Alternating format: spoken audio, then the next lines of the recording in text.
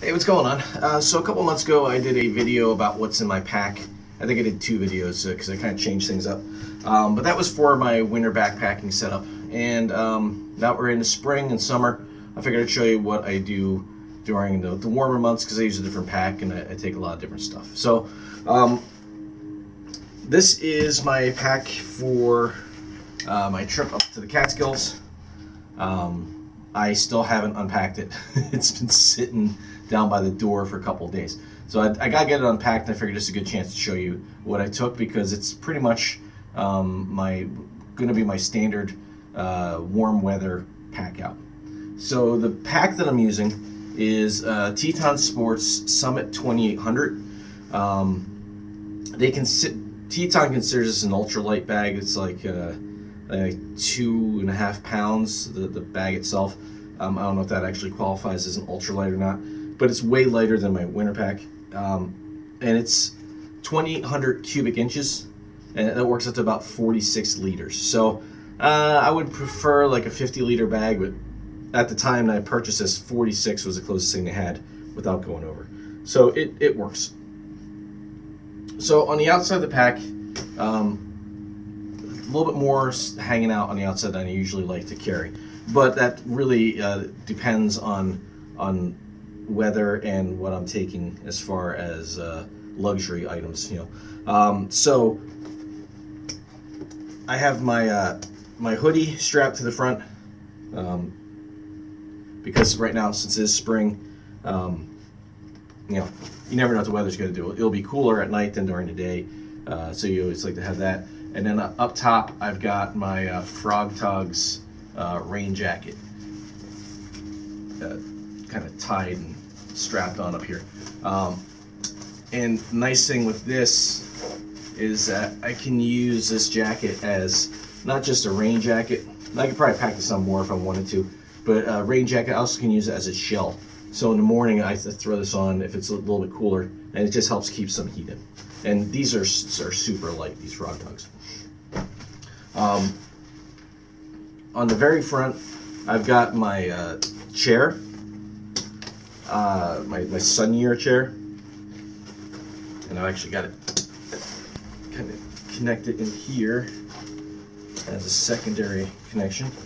So this is my Sunyear foldable chair, just so you got a place to sit. And what I like to do with my chair is also use it as a table outside the hammock. But I also use the pack to store my Reflectix bag for cooking. And then I usually put one meal. There's usually always a meal in here. All right. So when I'm leaving for a trip, I usually eat breakfast before I go. So my first lunch will already be in here. After I eat lunch, I'll put my dinner in there, so I'm always cycling the next meal in here so everything's all ready to go. In here, I had an MRE, what do we got? Wheat snack bread, right? Some Little Buddies Nutter Butter Honey Peanut Butter, and MRE grape jelly. So that would have been, if I would have been on the trail longer, I would have had that for lunch. That stuff doesn't need the Reflectix, but it's the most easily accessible thing. So usually there's a like ramen noodles or something like that, and whatever I have dehydrated. But then also in here is the Sunyear chair.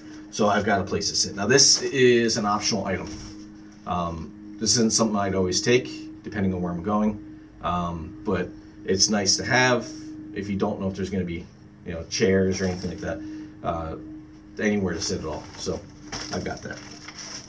That weighs about 2 pounds. So if I wanted to shave off a little bit more weight, my total weight for the bag was 24 pounds, and that's with water, camera gear, and everything. So that's pretty good. I'll stay on the outside. We'll go around to the front of the pack here. On the outside is my Nalgene. This is something new that I took. My Nalgene with the LifeStraw Universal in there, And the nice thing about this is while you're hiking, you can just, you come to a water source, a stream or anything like that, you just fill it with water, you put it back together, and it's good to go. You don't have to filter it first. It filters as you drink it. So this came in extremely handy. Also having the Nalgene, the dirty water Nalgene, allowed me to fill up my Sawyer squeeze bag for like in-camp cooking, for in-camp water. Because it's kind of hard to fill a Sawyer squeeze bag sometimes, especially if you got slow flowing water or shallow water. It's really hard to fill up. Much easier to do with a hard shell, like a scoop or cup, Nalgene. So that worked out well, because you can't really use this to filter water for cooking. You can't squeeze the Nalgene, and this really isn't designed for that. It's really made to act as a straw. So I got that.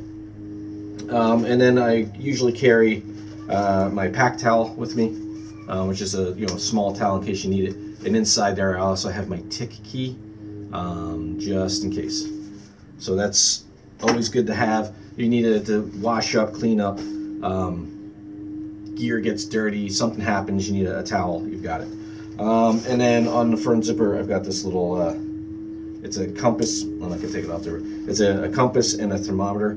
The thermometer is always wrong, but the compass works. So that way I always have a compass.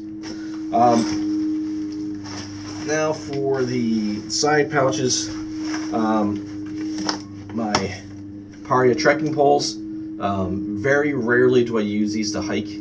I usually use these for my tarp, but I'd like to have them so in case I need them for hiking, I've got them. What wound up happening on this trip was on the second day, where I was hiking into, I wasn't sure how close to water I would be, depending on where I could find a site.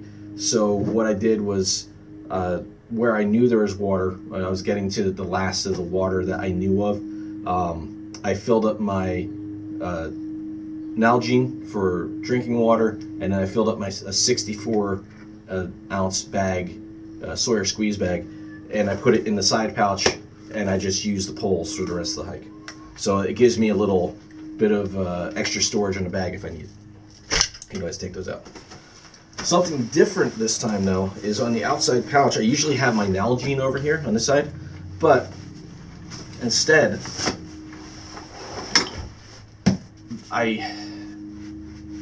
this is my whole hammock system. Without the suspension, but this is the hammock, bug net, and tarp all in one bag. This is the prototype I've been working on, and I made the bag so that it is this end opens up, and one carabiner comes out on this side. You can hook that up. You loosen up this side. The other carabiner's over here, and you just pull it out. The tarp's already on top of it. All you gotta do is hook it to your suspension, hook up the tarp, put it down, stake it down, and you're all ready to go. This only weighs like a pound, 1 pound 14 ounces, so everything, and it takes up no room inside the pack. So hammock, bug net, and rain tarp all in one bag on the outside. Frees up the rest of the room for other gear. And then I think the only other thing on the outside would be little flashlight. So little, just in case, like a key chain flashlight. In the side pouches, I've got, in this one, I've got some Purell, I've got my matches, and I've got my bellows, and my first aid kit. So in the first aid kit, I kind of redid this. I was carrying like a pre-made one, but to save some size, since these pockets aren't real big, I've got some toilet paper in there. I got a couple moist towelettes, some Band-Aids, some like antiseptic creams, to clean up, antiseptic gels, things like bee stings and things like that. Everybody's first aid kit's a little bit different. So that's everything in that pouch. And right, there's nothing else in there. No, that's empty on that side. On this side, I had, this is, I think water, there we go, water filter pouch. Yep. So my Sawyer Squeeze, the Sawyer 0.1 filter, which is working a lot better now. Still not as fast as it used to be, but definitely usable, more so than it was a couple months ago. And then my 64 ounce Sawyer Squeeze bag. So this, when you roll these up, even when it's open, it's really hard to lay it down to water. Water's not just going to flow into this because it's a collapsible bag. So that's why I've been using the Nalgene as a scoop, and it's so much easier. Spent so much less time trying to collect water in this trip. And that's it for that pouch. So those pouches are done. The front pocket here, I had, which is now gone because I ate them, but a Ziploc bag with snacks, like a couple, I think I had 3 or 4 Cliff Bars. I had some like energy chews. I had, I forget what else, a couple things in there just for snacks. So that's gone because I ate all that stuff. And then in this pouch, I've got just a couple camera things. I used, so my GoPro Hero 5, I've got both my Hero Sessions in here. So that's all that's in this bag. I only used one Hero Session for one shot. The Hero, not the Hero 6, I said Hero 6, right? Hero 5, I don't have 6. The Hero 5 was in there just in case the Nikon, which I'm using to film this, which was having issues for a while, and I stopped using it in case that had any problems. I didn't want to carry the separate audio system, and I wanted something that had decent stabilization and good audio, and the Nikon fills that role pretty good when it works the way it's supposed to, and I didn't have any problems with it. So all the GoPros stayed in the little pouch except for one session when I did a time lapse. So so that's it for that pack, or that pouch. In the top, this top pouch has a zippered pouch inside, like in here. Again, this is another one that was emptied out because this is my food. Did I have my food in here? I did not have my food in here this time. I just had my hat and gloves in case I needed them, and my battery charger, or battery power bank. That was in there. When I left, as I kind of ate my food and I got more room in the pack, I moved the hats and stuff in there. And then in the back pouch, I had snacks. So snacks for the day. All my snacks would go in that main bag. So back here I had like some trail mix, which I ate all of, and then I have like one Cliff Bar, stuff like just stuff I was going to eat for that section of trail, stuff that's quick and easy to get to. I have my little bottle of bug protector here, all natural, deep free. Worked pretty good. Smells way better than like off. That stuff was pretty good. And then my bag hanger that I made, and that was it for the top here. So that's everything on the outside. So we'll go to the inside compartments. Let's start with, well, to make it easy so everything doesn't collapse, we'll start with the main compartment here. This pack is nice because it has, I think you guys can see that, I'll just hold it up a little bit higher. It has, when you don't have it zippered into one of the pouches, a double locking barrel system. So the whole outside compartment tightens down, and then there's a secondary in here that opens up, so you can kind of expand it if you want. Right on top was my food bag. So this is all my main food.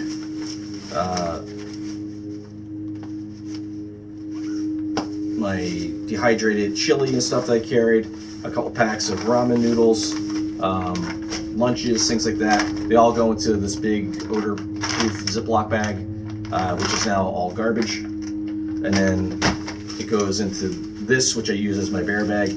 I had some, well, more garbage.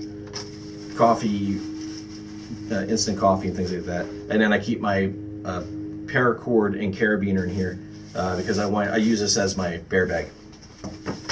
So that goes right in top. My small pouch for the hammock suspension. So I've got my sling straps here, the whoopee strings attached to the tree straps. I've got some additional cordage in case I needed, some shock cords and some additional cordage, which I don't necessarily need for the hammock and tarp that I took. I do need the suspension, but I keep it all together. You never know when you might need some extra cordage. So suspension and cordage. Here's where I put my hat, my gloves, some light gloves, my hat with my headlamp on there, and a base layer in case I needed it, which I did not. For some reason I took 2 hats. I think I'm just so used to grabbing this hat. I think when I walked out the door, I just grabbed it and tucked it in real quick. Because in the winter, I'll usually take 2 hats. I'll take one I hike in, and then I'll take one for camp so the other one can kind of dry out. Didn't need 2 hats, barely needed 1. Extra socks, base layer, pants, and then my sleeping socks. That dog is like almost a block away. It's a big dog. So my sleeping socks. So clothes, just additional clothes. In the summer, in the warmer months, I would take I might take the sleeping socks because these are just big and fluffy and comfortable. And like an extra pair of socks, extra pair of underwear. But I wouldn't take the base layer. I wouldn't take that at all. I wouldn't take the hats. I might take a hat, like a lighter hat, depending if, how cool it was going to get. But you don't really need all that stuff. So that took up a lot of space in here. I've got my tent stakes. I got 4 stakes in here. That tarp setup only needs 2 because it's a text tarp. There's kids out there playing too. Yeah, so it only needs the 2. But the hammock also, I added spots for tie outs for those. So I haven't really used it except for to test it. So I brought 2 extra ones just in case. I used 2 the first night just for the tarp. The second night I was up on that ledge and I could get 1 bug net in, or one stake in, and I just used a rock on the other side because the way I got the tie outs made, I can use pretty much anything. So I really only ever needed 2 at the most. But it's always good to have extras. I brought my, what do we got in here next? Well, we all know what the shovels are for. Sometimes you need it. Luckily the first night there was a privy there. Second night there was no privy, but I didn't have to use that shovel either night, so lucky there. In case the weather got cooler than expected, I brought, this is a 2-person emergency blanket. So it's pretty wide, but what I did, I don't use it as an emergency blanket as much. Well, I just never use it as just an emergency blanket. But what I did was I turned this into a underquilt, as an emergency underquilt for the hammock. So I did use this over on the old loggers path because it dropped down into the maybe high 30s.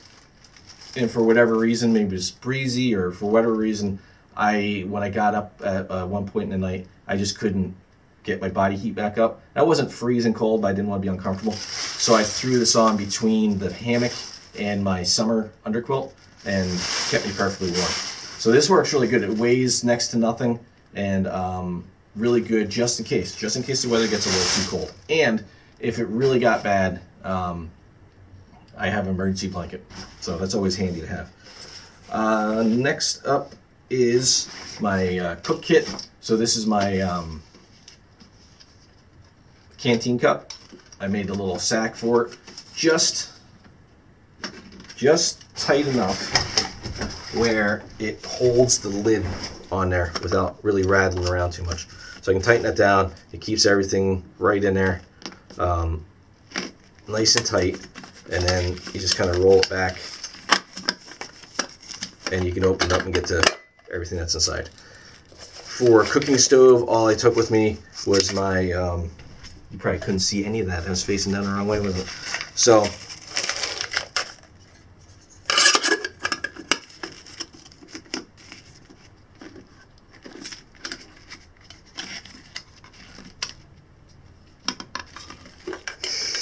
come on now. Don't be like that. Don't be like that.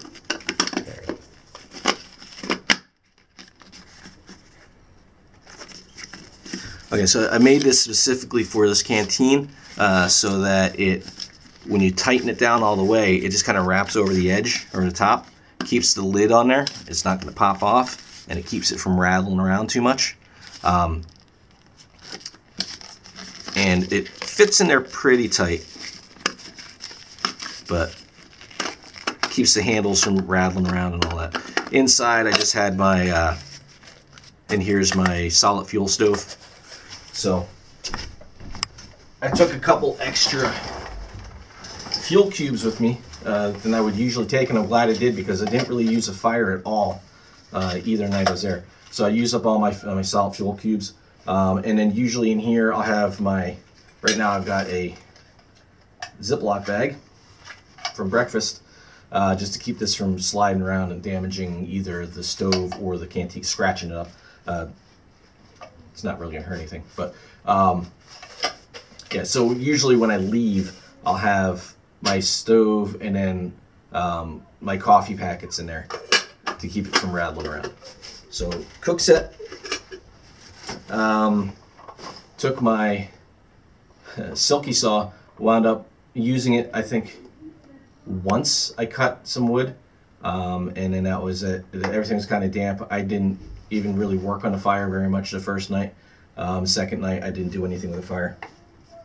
So I took that, but really wasn't needed. I've got my, this is made by a company called Sierra Designs. I got this out of my Karen package. It's like a down pillowcase and a synthetic pillow inside. Not real thick, but it worked okay. Slides around a lot, but it worked all right. I usually use my a Teton Sports pillow, which is way bulkier. The reason why I like this is I can fit this right into the Hydro Pack bladder slot in the back of the backpack, and it's right out of the way.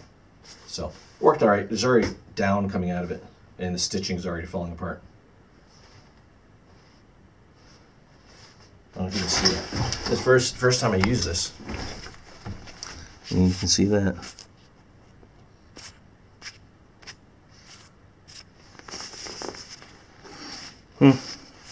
Well, I guess we'll see how long that lasts. Alright. Well, what can you do? And then that was it for the main compartment. That was it for in there. The only other thing I took with me was down in, this has like a sleeping bag compartment in it. And alright,